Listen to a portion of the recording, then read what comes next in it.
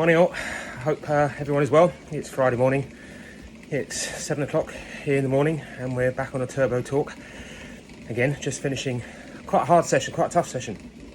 Hour and a half HIIT training, so having to work this morning, even got a bit of sweat up. But all good. So as we're talking tough, thought we might as well carry on with the theme. Name of the company, Let's Talk Tough. Mental toughness.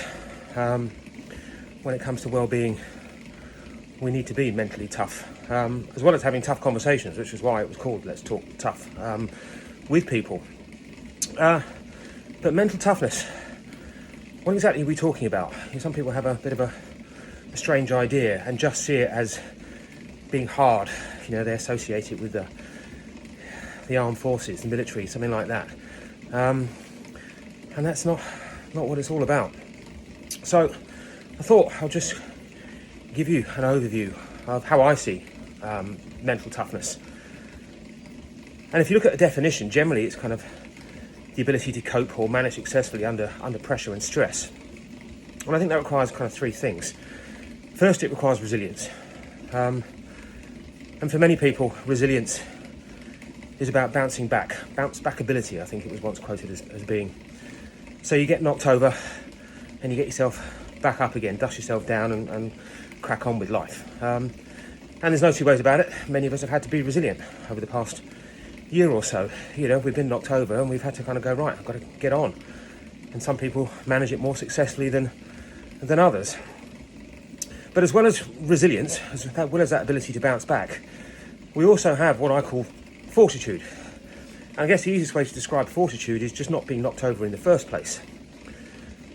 And this is where this kind of traditional image of mental toughness comes in, because on one hand, it is about being tough, standing strong. It is about not letting the things that go on around you affect you. So to that degree, we need a degree of toughness.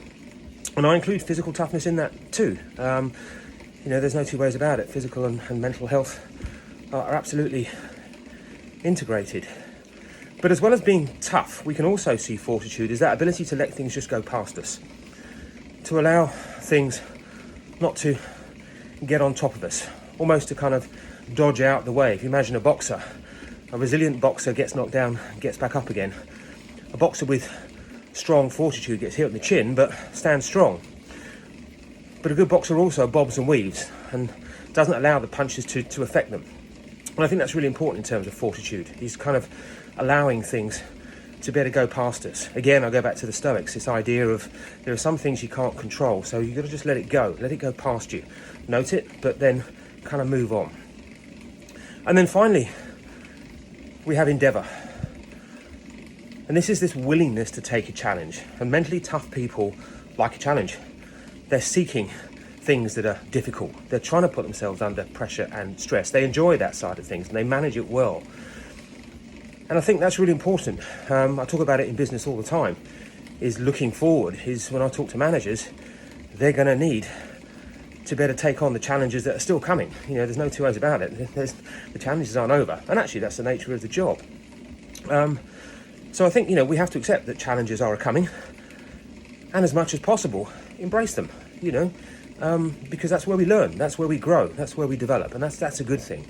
So it's about kind of having manageable challenges that we can cope with.